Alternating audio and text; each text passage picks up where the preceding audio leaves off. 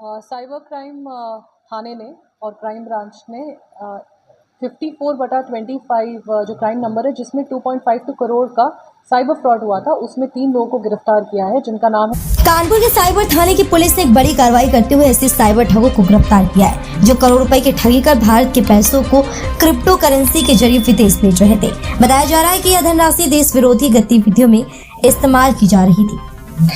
बुधवार शाम ADCP crime Anjali Vishwakarma ने खुलासा किया कि गिरफ्तार किए गए तीनों आरोपी रामनिवास, राम दिनेश बिश्नोई और महेंद्र क्रिप्टो करेंसी के जरिए ठगी का पैसा भारत से बाहर भेजने का काम कर रहे थे। जांच में पता चला है कि जोधपुर इस पूरी साइबर ठगी का बड़ा हब बना हुआ है, जहां से देश विरोधी गतिविधियों को फंड किया जा रहा था। पुलिस ने आरोपियों के पास से कई इलेक्ट्रॉनिक डिवाइस, बैंक खातों की डिटेल और डिजिटल वॉलेट बरामद किए।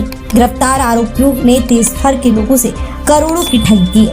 क्रिप्टो करेंसी के जरिए ठगे गए पैसे विदेश भेजे जा रहे थे, जो एंटी नेशनल एक्टिविटीज में इस्तेमाल हो रहे थे। इससे नेटवर्क के और भी लोगों की तलाश की जा रही है। साइबर क्राइम थाने ने और क्राइम ब्रांच ने 54/25 जो क्राइम नंबर है जिसमें 2.52 करोड़ का साइबर फ्रॉड हुआ था, उसमें 3 लोगों को गिरफ्तार किया है जिनका नाम है रामनिवास और राम दिनेश बिश्नोई और महेंद्र। ये तीनों जोधपुर के निवासी हैं। इसमें से रामनिवास यूपी में आके काफ़ी समय से सेटल था और लोगों के अकाउंट्स खुलवा रहा था। चीन में सबसे पहले हमने उसको पकड़ा है और उससे पूछताछ करके हम राम दिनेश और महेंद्र तक पहुँचे हैं। इस टोटल क्राइम का मोडस ऑपरेंडी ये है कि आपको कॉल आएगा, उस वादी को कॉल आया था, उसको ये बताया गया था कि आप क्रिप्टो में निवेश करिए, आपका पैसा डबल हो जाएगा। उसने 2 करोड़ से ज़्यादा पैसे उसमें लगाए हैं और इस वादी को 28 लाख के आसपास वापस भी मिल जा चुका है। ये पैसा राउट होते होते जोधपुर ही गया है और वहाँ पे USDT जो क्रिप्टो करेंसी है एक, वो उसका लोभ देके वो क्रिप्टो करेंसी देश के बाहर थ्रू थर्ड पार्टी ऐप्स गई है।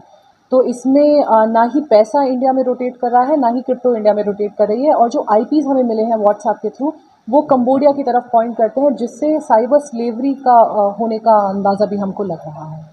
तुम किस तरीके से पैसे करके यूज करते थे, किस तरीके से क्या फंक्शन लगता है? देखिए, पहले तो ये अकाउंट्स खुलवाएंगे और एक महिला एक पुरुष के 9 से 10 अकाउंट्स खुलवाएंगे आधार कार्ड में बार बार एड्रेस चेंज करके।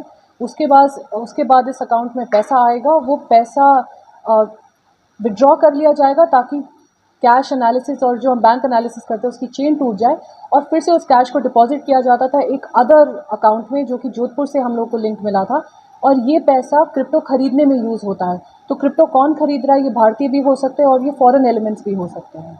बताया आपने कि देश विरोधी चीज़ों में कुछ संस्थाएं थी जो करती थी। ऐसा देखने में आ रहा है कि जो क्रिप्टो करेंसी और जो पैसा इंडिया से बाहर जा रहा है वो रीराउट होके वापस इंडिया में बहुत सारी एक्टिविटीज़ और क्रिमिनल एक्टिविटीज़ में इस्तेमाल हो रहा है, जिसकी जांच अभी प्रचलित है।